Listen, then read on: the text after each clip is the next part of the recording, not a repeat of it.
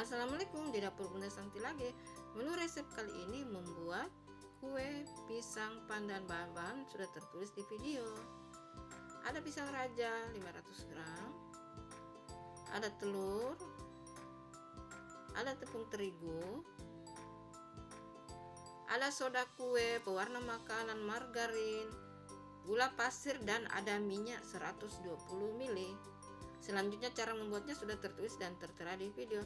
Nonton sampai habis ya, jangan lupa like, komen, dan subscribe. Juga jangan skip iklan. Semoga resepnya bermanfaat. Terima kasih.